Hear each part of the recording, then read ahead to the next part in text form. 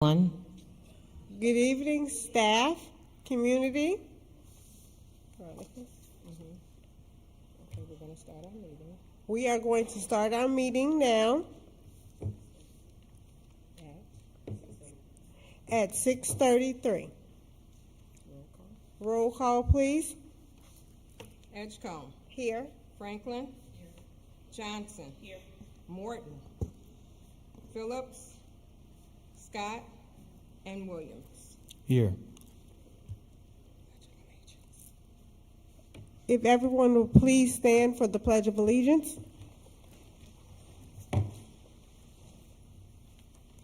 pledge allegiance to the flag of the United States of America and to the republic for which it stands, one nation, under God, indivisible, with liberty and justice for all.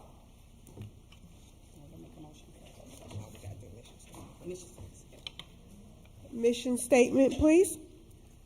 The mission statement for Elementary School District 159 is to educate, empower, and inspire the whole child. Thank you for that, Jan. Now I need a motion to go into closed session. Motion. Second. Okay, hold on. Okay, the board will go into closed session at this time to discuss the appointment, employment, compensation, discipline, collective negotiating, bargaining, and board self-evaluation. Thank you. We'll be back.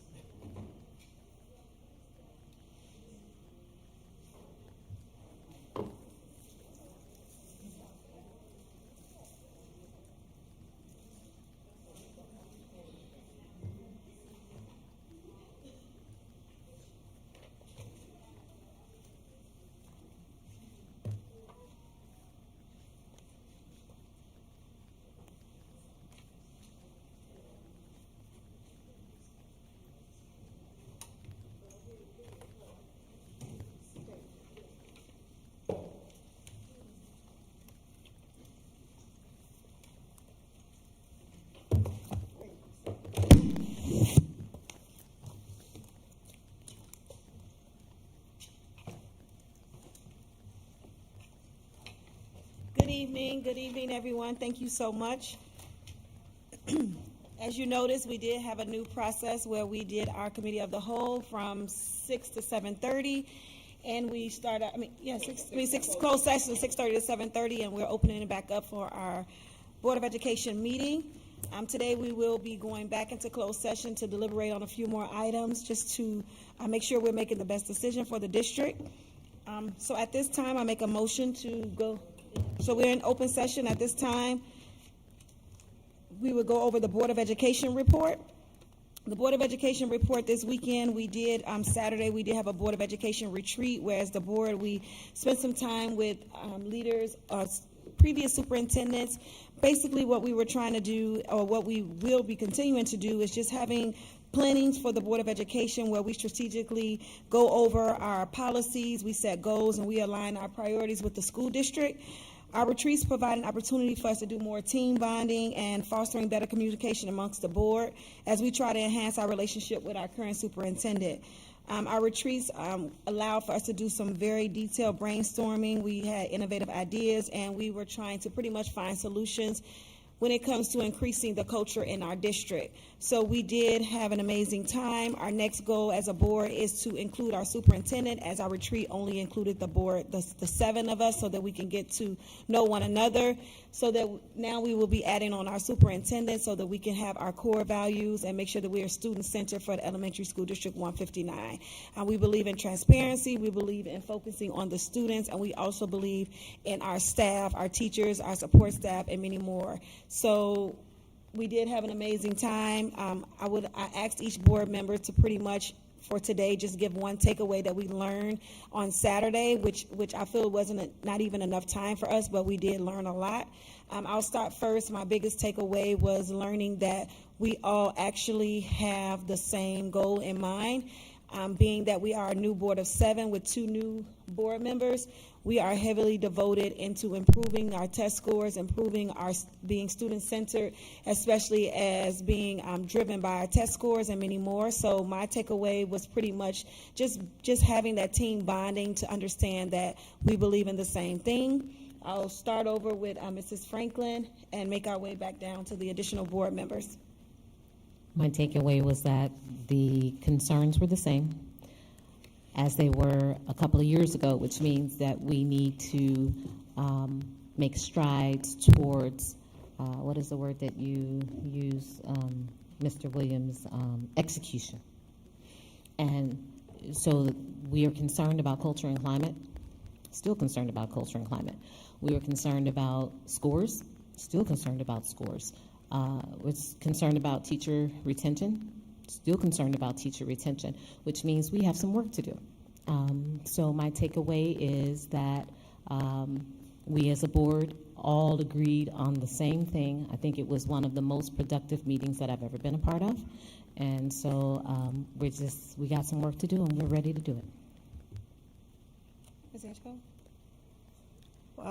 One of my takeaways, I wasn't in person because I was not feeling well, but one of my biggest takeaways is that we are a board of 8 with our wonderful superintendent. We value her opinion, and I know that we are moving forward to success. Yeah, for me, it goes back to what Veronica mentioned. Execution was my main takeaway. We have a lot of potential, a lot of different ideas and strategies that have been put out there, put in place.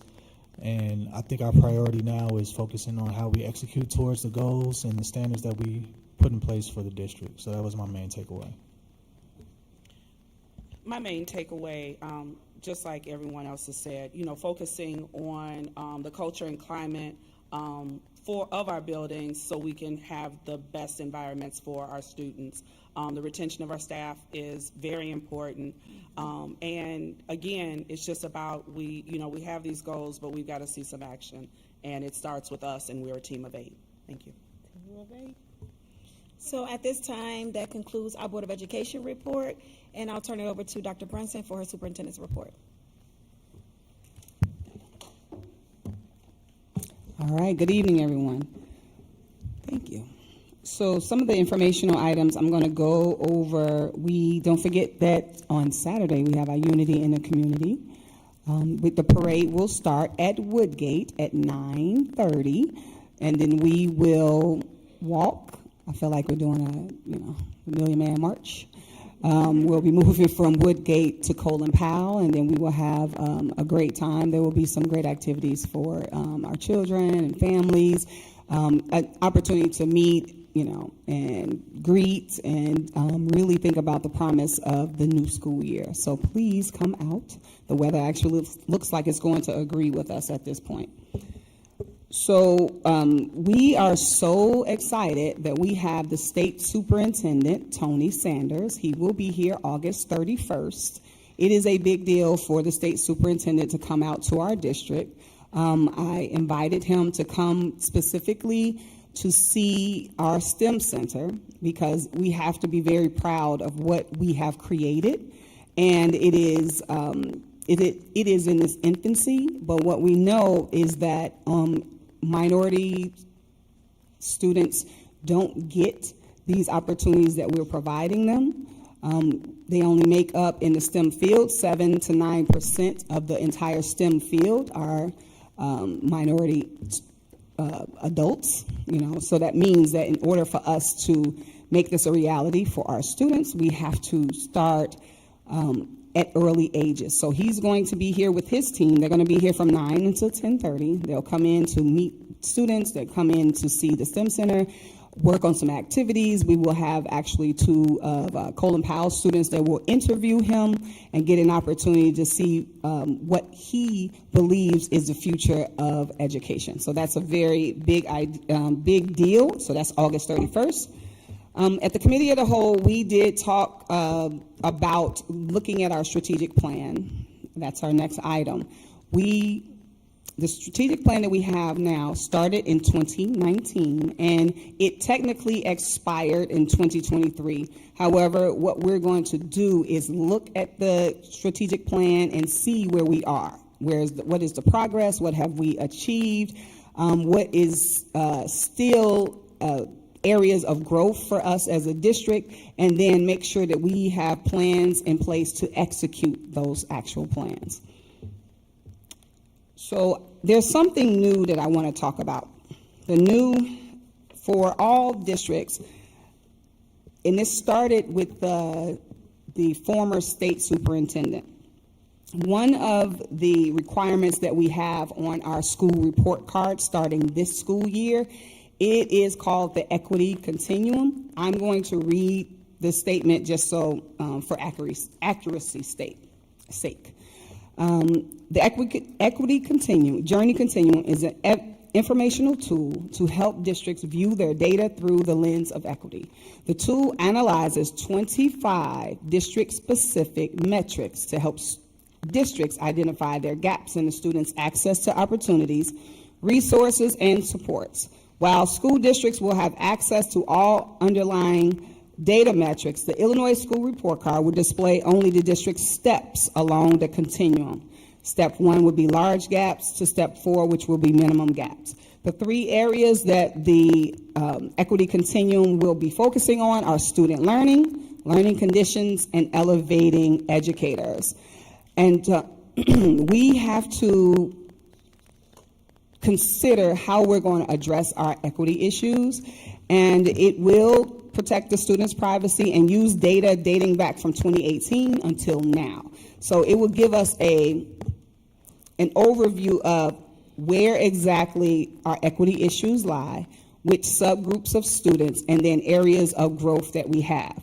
One of the things that we're required to do is once we get this, the data is compiled, and I can tell you a little bit about like student learning. They look at IAR's test scores, our EL progress to proficiency, 8th graders passing algebra, and then really looking at learning conditions. So maybe expulsion rates, out of school, suspension rates, climate surveys for students, parents, and families, and also educators and demographics, like what does our educators' demographics look like, administrator and student demographics, and teacher evaluation and student demographics. So there's just to name a few. It's a long list. And one of the things that we're required, there's many questions that they have, and one of the questions is, where does the district go from here, and what plans, programs, and partnerships does the district have in place to address gaps? And so this is a decision that we had to make so that we can address these educational equity issues. And so we applied and were approved as to become part of the National Equity Project. And there is a contract, and the board will vote on that contract, and that is paid out of our community partnership grant. And that is the information I wanted to provide, but it is now part of our district's school report card. Now, next we have our facilities assessment plan. The operations department provided at the committee of the whole a list of facilities improvements, and the board is going to vote on approving those facilities approvals. The plan that we have, one of the things that we did was we did a comprehensive plan, and then now we looked at every single building and from doors to bathrooms to roofs to HVAC systems to everything, to see what improvements we need to make at each and every building that we have. It was pretty comprehensive. It took a few months. Tom and his team compiled the list, and then they are categorized by urgent, ones that can be done, that need to be done right now, because either the HVAC system, for one, is it working, is it efficient, or is it something that's a safety issue? Two, we need to repair the roof, or we need to, improve the lighting. And then some of it is, of course, beautification. And so those are what we presented, and we have put together what's urgent, meaning what should be done now to next year, and basically for the next 5 years. And then we'll work together to create a budget for that every single year so that we can spend the money and our resources to improve our part of the learning conditions is improving the working conditions for our staff and the learning conditions for our students. And so we have a proposal for that, and the board will be providing their approval for that. The district consolidated plan, the press policy 111, and that really is looking at different policies that come from ESD. And as it relates to the Board of Education, it talks about qualifications, terms, duties of board officers, and it also goes into hiring process and criteria, as well as personal technology and social media usage and conduct, and checklist for superintendent employment, contract negotiation process. It is a policy, this press policy that's pretty extensive, rights of individuals with disabilities. And so the board has 30 days to review and then adopt these policies that are drafted by ESB. And so that's what these press policy 111, that's what that means. The next is, I talked about district consolidated plan.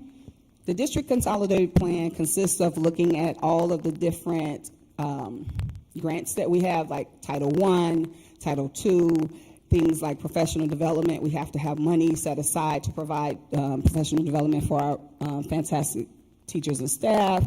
And how are we, like ESSER funds, we're going to be using some of the ESSER funds to do the addition to Seed and Prairie. So it basically says, here is the money that the state gives you, how are you allocating those resources, and our responsibility is to then execute, as Mr. Williams says, execute on those plans. And so that's what the district consolidated plan is.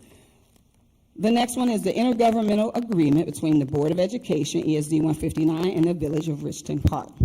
For those who attend Neil Armstrong we had an agreement with the Village of Richton Park where they provided before and after school care, as well as before, after school care, and then some summer programs. And so we just renegotiated our intergovernmental agreement. And so now that it has been approved, but then there was the final, I guess you want to say, draft, and now we're going to be giving that to the board again to finalize that, so that we now, just starting in the fall, will have the before and after school care for our students of Richton Park. All right? And then now, Tria Architect, you're up.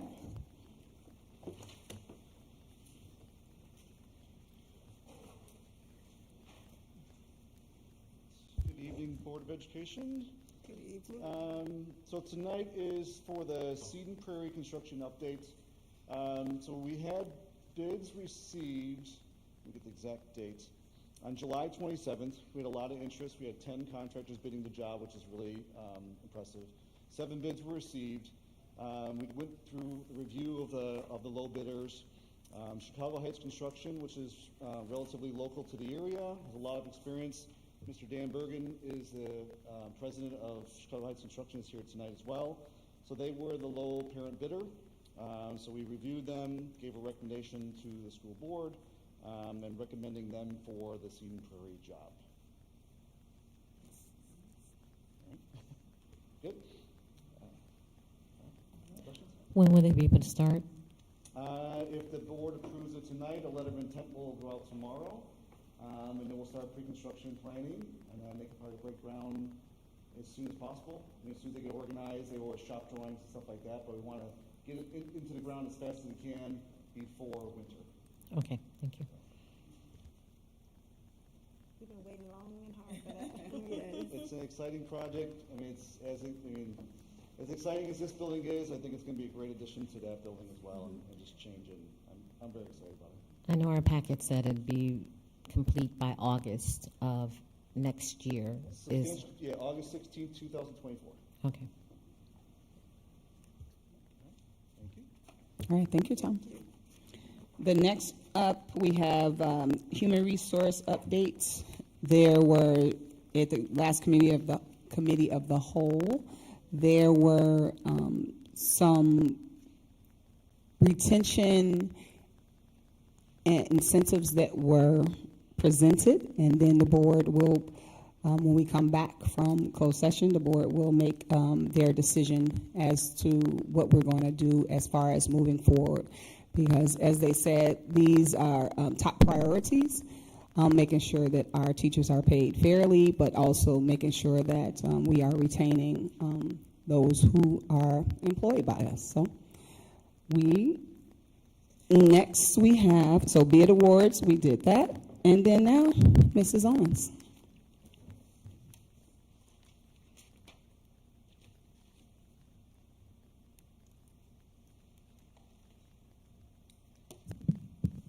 Good evening, Board of Education, Superintendent, all of our ESD 159 community. Good evening. Good evening. I have wrapped into the presentation a couple of the items. So letter K, L, and M will be wrapped in this presentation for this evening. So I'll go over the fund balance. I'll go over the monthly STEM and BMO expenditure report. The bid threshold I'll talk about now. There is a House bill, which is also under the Public Act of 103-0008, Article 80. It's a very, very long document. And then it's also, you'll find it under SB 0250. The document itself is extensive, but what has happened is the state took a look at the CPI increases that have happened over several years and realized that the threshold requiring us to go to bid of $25,000 has not been increased in years. And so the state has moved for that threshold from $25,000 to go to $35,000. So instead of having to go to bid when something is 25,000, now that will be 35,000. So tonight it is in your, on your agenda for approval to move from the $25,000 threshold to the $35,000 threshold.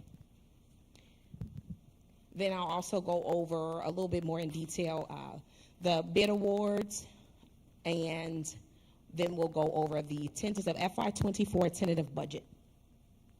So for the fund balance, this is for the month end, the year end close of June of 2023. We began with a balance of $38,819,661.13. We received revenues in the amount of $46,513,767.07. Our expenditures, $42,235,403.65, leaving us with an ending fund balance, $43,098,024.55. This compared to last year, June of 2022, where we began with a similar beginning balance of $38,841,199.60.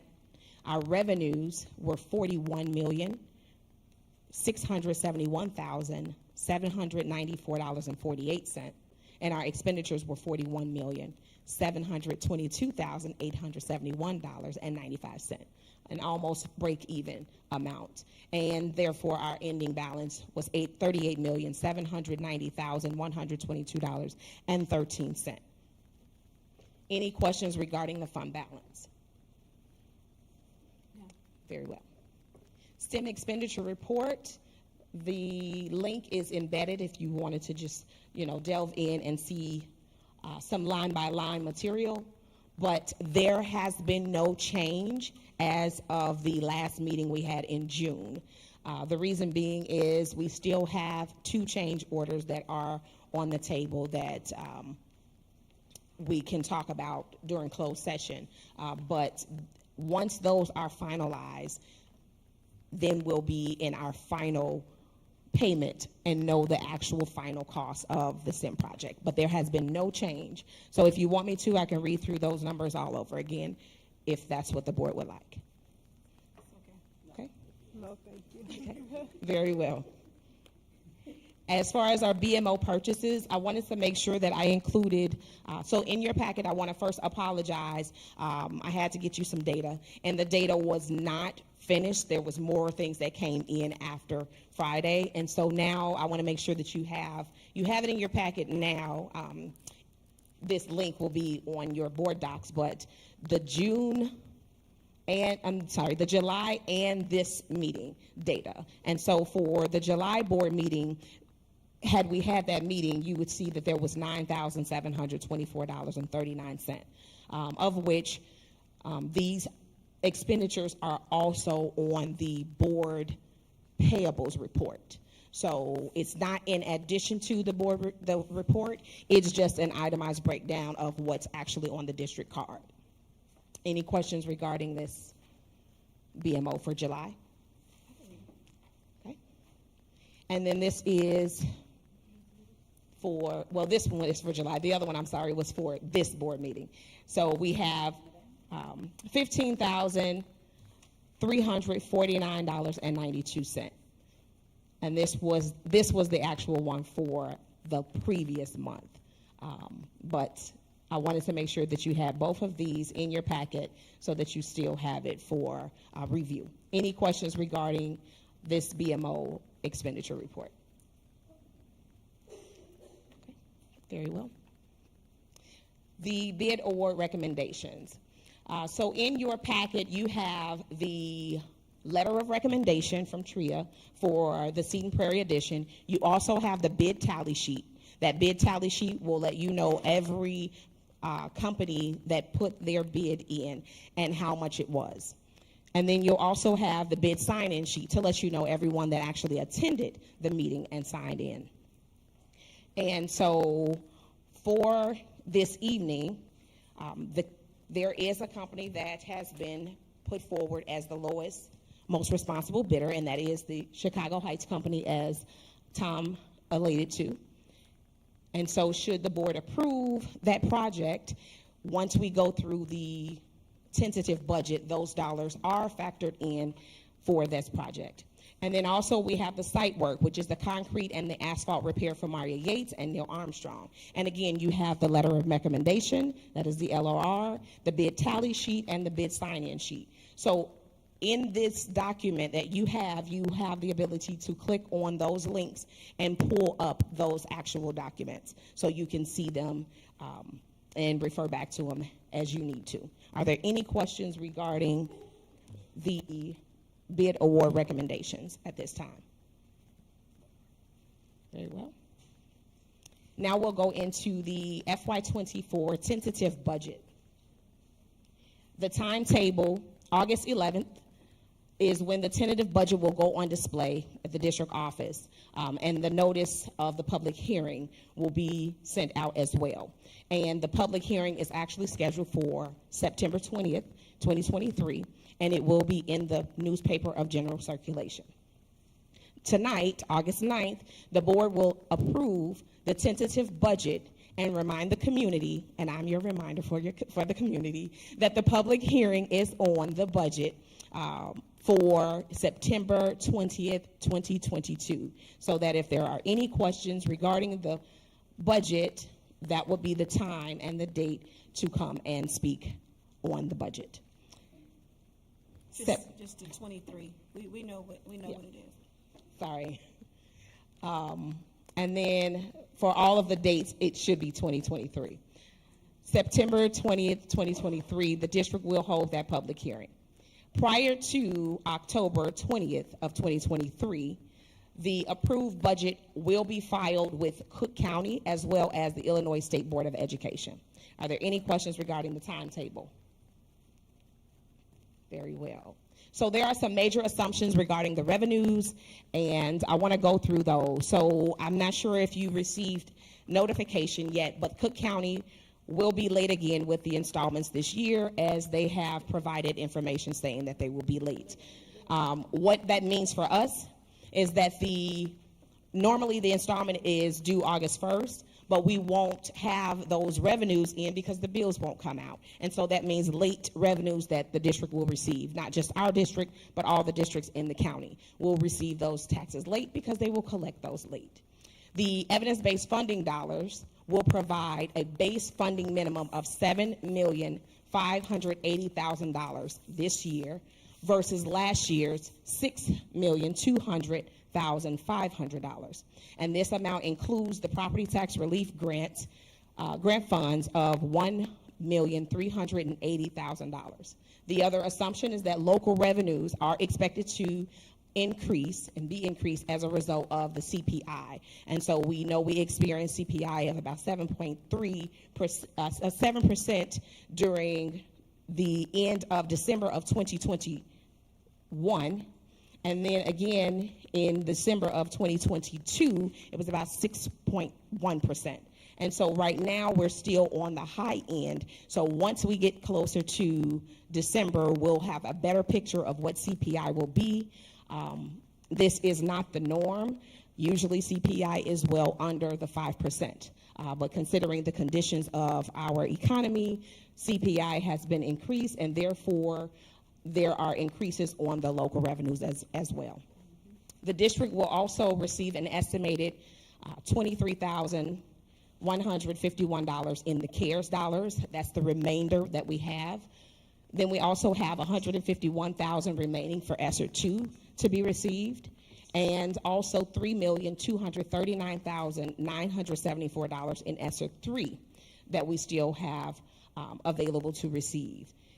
Most of these expenditures have a direct correlation to the receipt. So once we receive these revenues, the expenditures correlate. However, there are some of the revenues that we will receive this year that we actually spent already.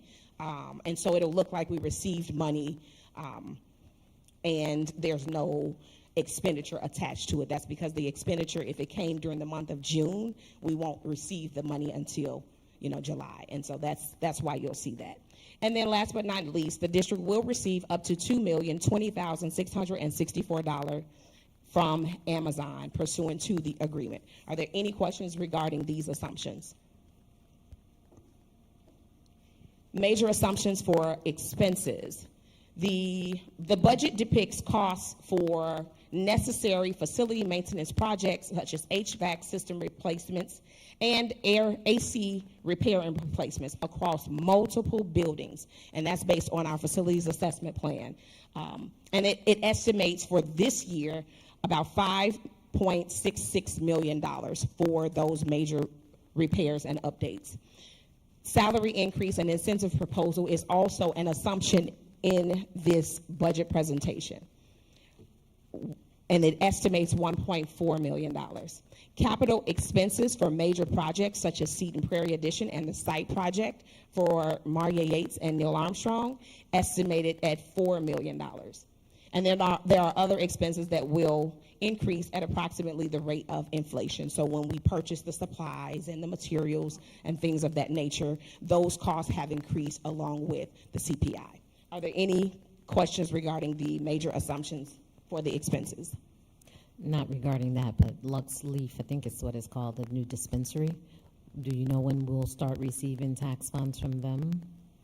We should be receiving with this tax bill, but I'll check, because the tax bills, because they're late, I won't get to see what those numbers actually are, but we should, because they are already up and running.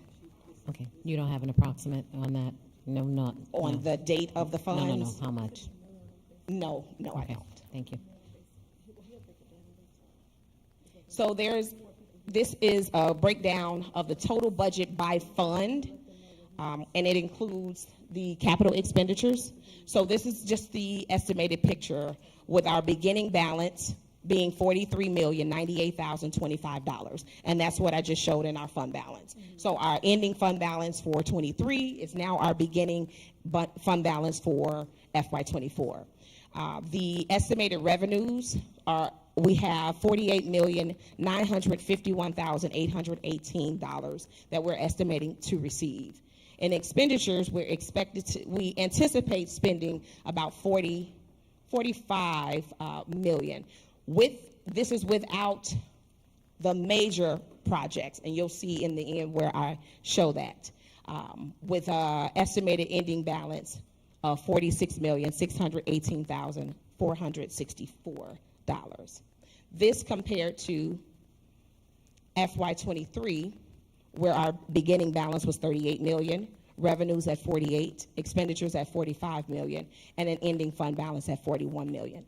So one thing I wanted to note here is that our fund balance has increased by almost $3 million from last year to this year.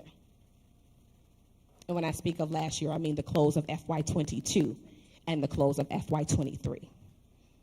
Any questions regarding this breakdown?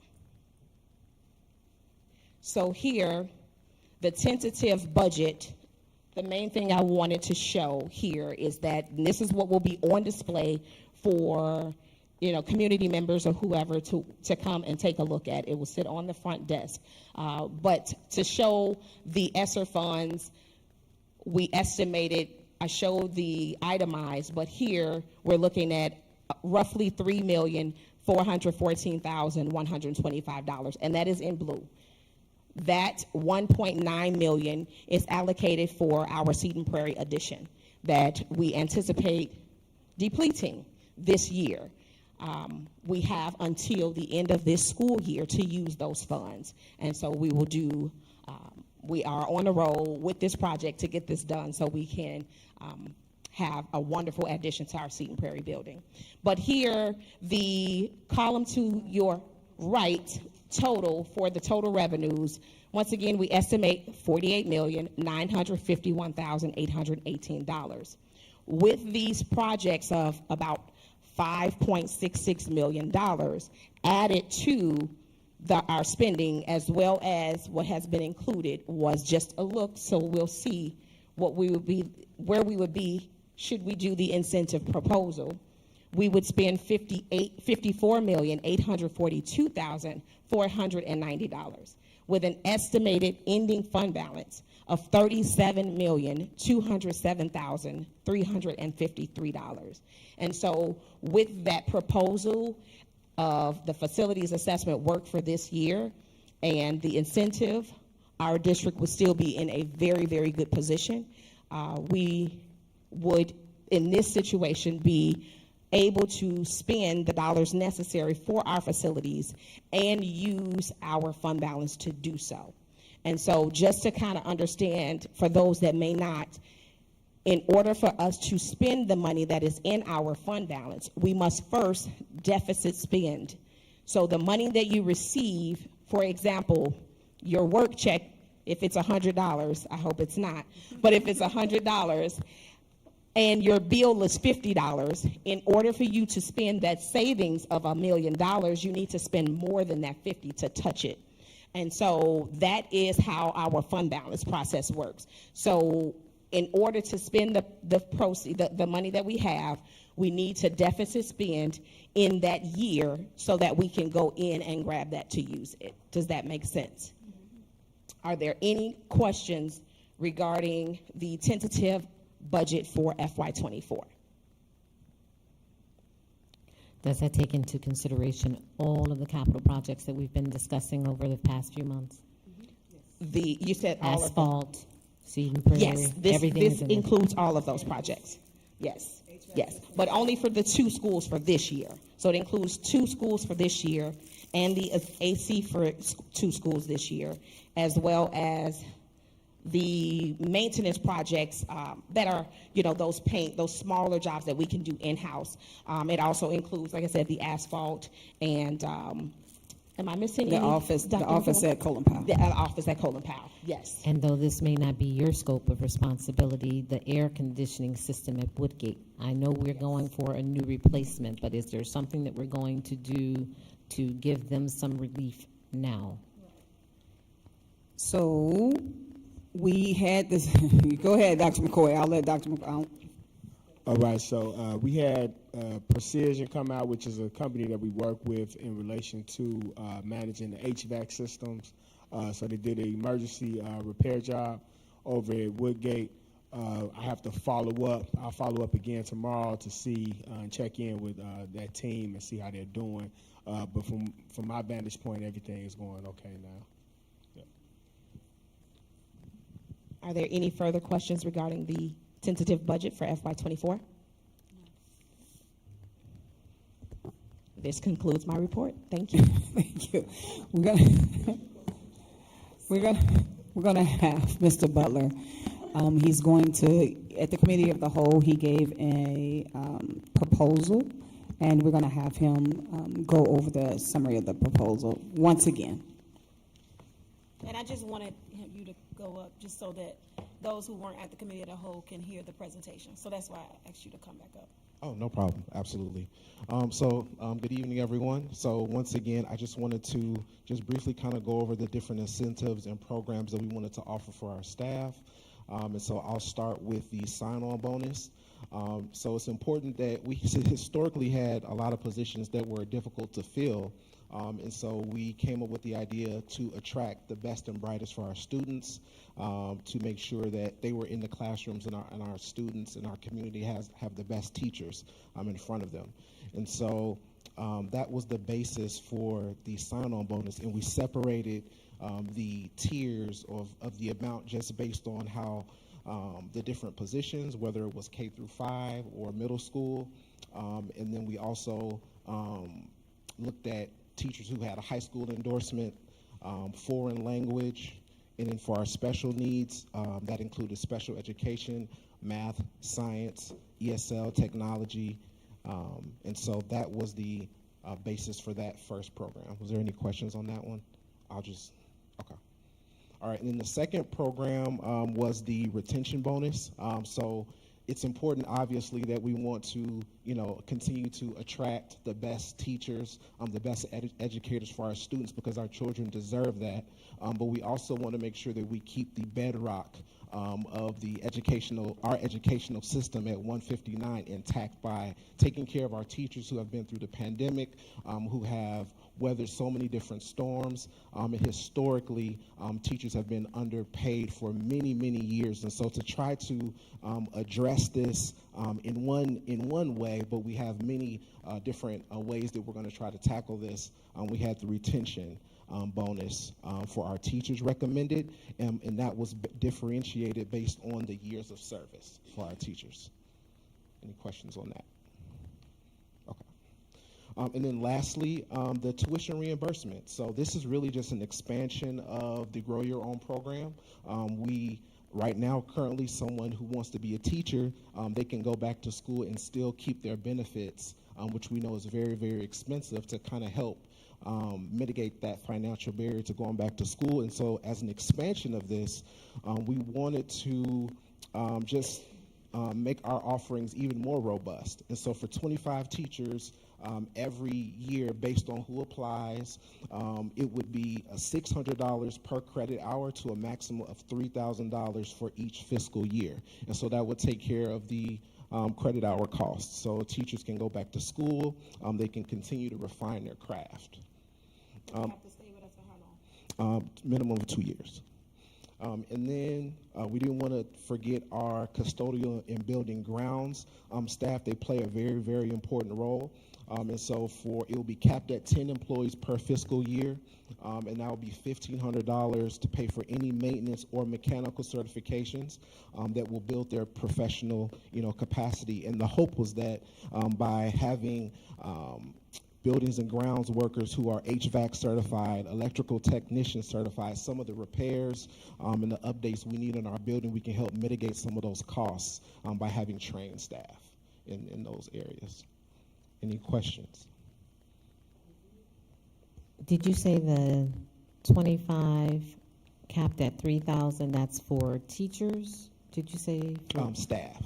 For staff? Yes, ma'am. Okay, thank you. Any other questions? Okay, thank you. Thank you, Mr. Butler. And now I will pass it over to Mrs. Morton. At this time, thank you all again for attending our Board of Education meeting. At this time, it is the opportunity to address the board for the public comments. Public participation is vital part of our school system success. Elementary School District 159 Board of Education provides time for input from the community and visitors at its meetings. To preserve sufficient time for the board to conduct its business, any person appearing before the board is expected to follow the guidelines, sign in on the public comment sheet before the start of the meeting, and submit it to the board secretary. The Board of Education will respond to all questions within 5 business days of the board meeting. Responses may be viewed under the Board of Education drop-down menu at www.dist159.com. Conduct oneself with respect and civility towards others. The purpose of public comment is to allow the public to provide their input on school issues. The comments made by the public are not an expression of the opinion or position of the school, Board of Education, or any individual members in their official or individual capacities. The Board of Education may extend or reduce time limits at its discretion, and that is our policy number 2-230. Any audience to visitors? No audience to visitors? So at this time, as I mentioned before, we would normally go right into voting, but we did want to discuss a few more things in detail. So at this time, I'll make a motion to go back into closed session to discuss. At this time, I ask to go back into the closed session to discuss appointment, employment, compensation, discipline, collective negotiation, bargaining, and board self-evaluation. Motion? Motion. Second.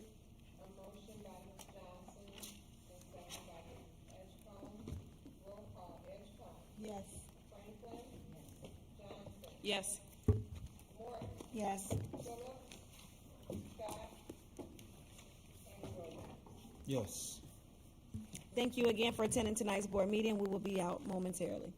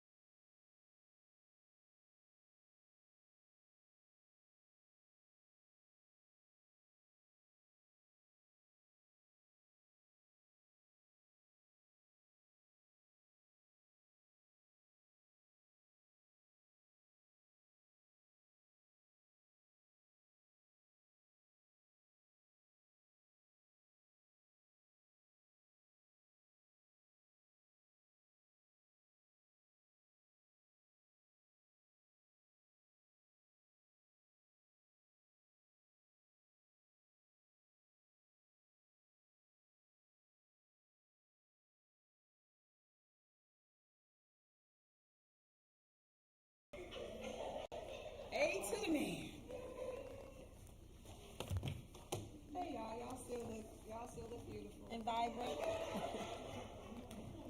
My eyebrows are gone by now. They done wiped off. See if we were okay. That's hilarious. That's hilarious.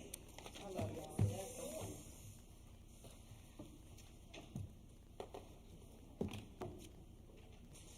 She got it.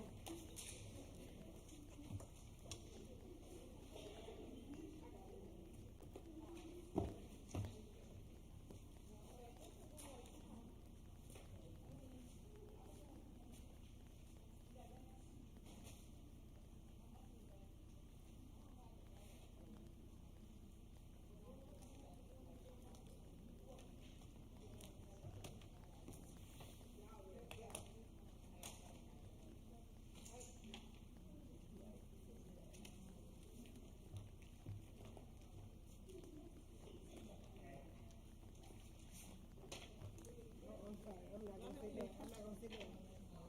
Yeah, my leg is to circulate the blood. Okay. You going right there, right? Yeah.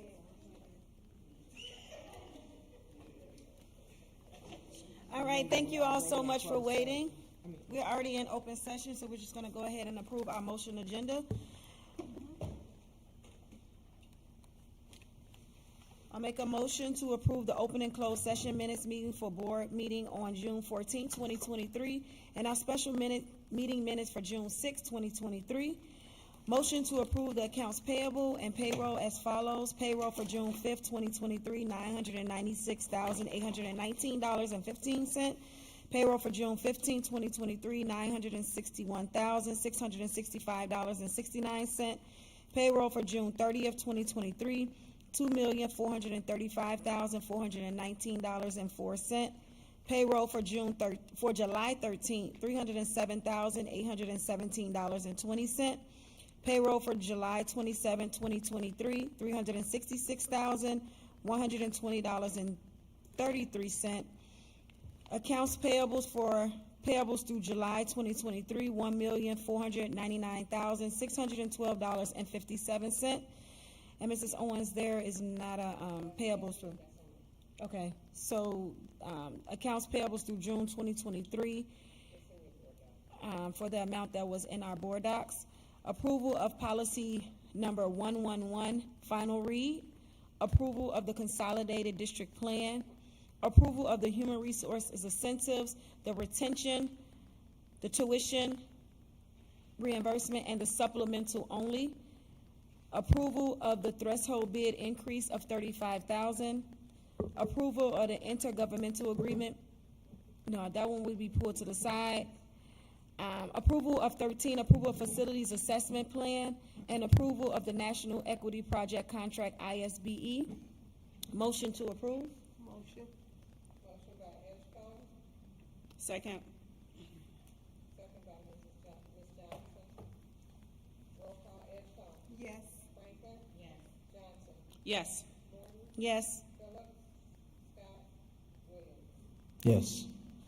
Motion to table the approval of the intergovernmental agreement between Board of Education and the Village of Richton Park. Motion. Motion. Second. Motion by Edgecombe, second by Franklin. Roll call, Edgecombe. Yes. Franklin. Yes. Johnson. Yes. Morton. Yes. Phillips. Scott. Williams. Yes. Motion of approval for the resignation of Deborah Ford, retirement of Gwen Johnson, resignation of Cameron Small, and resignation of Adrian Ross. Motion. Motion. Motion by Mrs. Franklin, Second. second by Edgecombe. Roll call, Edgecombe. She asked a question. The reading is separate, right? Okay. Yes. Franklin. No. You want to say no again? Yeah. That was no for me, I'm sorry. I'm sorry, okay, Edgecombe is no. Franklin. No. Johnson.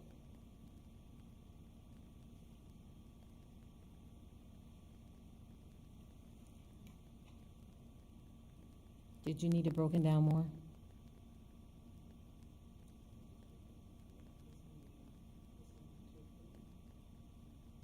Yes, I'm yes, because he resigned.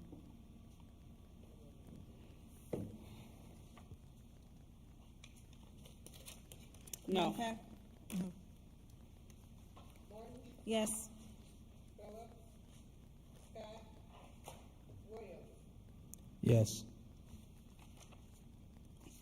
Motion of approval for certified staff, LaDonna Harris resignation, Laura Winthrop hire first grade at Mara Yates, Katie Hanlon hired second grade teacher at Mara Yates, Marie Short hired third grade Gates, Neil Armstrong, Lionel Johnson hire art teacher at Colin Powell, Tara Taylor Adams hire applied technology teacher at Mara Yates and Woodgate, Daniel Ridges hire a sixth grade ELA teacher at Colin Powell, Jeffrey Hill hire physical education teacher at Stephen Prairie, Katrina Grant hire cadre substitute teacher at Woodgate, Gregory Hunt hire cadre substitute teacher at Stephen Prairie, Jessica Needham hire music teacher at Colin Powell, David Mendez hire social studies teacher at Colin Powell, Gerard Brown hire a dean at Colin Powell, Gwendolyn Phillips hire a third grade teacher at Mara Yates, Erica J. Payton hire a PE teacher at Woodgate, Cedric Hunter hire assistant principal at Mara Yates, Sydney Wright hire a pre-K teacher at Woodgate, Forrest Wagner hire health educational teacher at Colin Powell, Sandra Ledesma resignation as social studies at Colin Powell, Patsy Williams hire a cadre substitute at Mara Yates, Leslie Jennings hires cadre substitute at Colin Powell, Tanya Dawson hire cadre substitute at Colin Powell, Kirsten Colin hire cadre substitute at Colin Powell, Brianna Martin internal transfer fifth grade at Mara Yates, Darrell Wilson hire long-term substitute at Colin Powell, Sherry McDowell hire long-term substitute and a K-5 technology teacher at Mara Yates and Woodgate, and Earl Jackson hire a sixth grade teacher at Colin Powell. Juan Coleman resignation of student manager supervisor at Colin Powell Middle School. Sandra Lagunas hire a bilingual instructor institute at Cedar Prairie. Alice Duncan hire lunch attendant crossing guard at Woodgate. Carolyn Vance hire a lunch attendant crossing guard at Woodgate. Tommy Parham hire a custodian at Mara Yates. Byron Haskell hire a custodian at Mara Yates. Antonio Johnson hire a custodian at Mara Yates. Alicia Drew hire instructional assistant at Mara Yates. Carla Mitchell hire an instructional assistant at Neil Armstrong. Tanisha Brownlee internal transfer for a food service coordinator district-wide. Tennille Snodgrass internal transfer for assistant director of business services at district office. Sandra Tatum hire part-time food service worker and recess attendant at Cedar Prairie. Laura Ackerich resignation part-time food service worker at Cedar Prairie, and Jakesha Sims resignation as instructional assistant at Cedar Prairie. Motion. Motion. Second. Yes. Yes. Yes. Yes. Motion to approve the proposal to hire a full-time ESL teacher at Cedar Prairie, and motion to approve our litigations for the PTAB. A motion? Motion.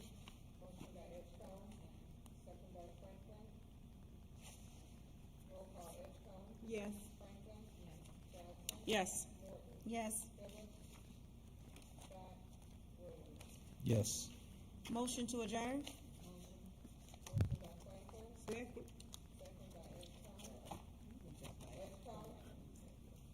She said yes.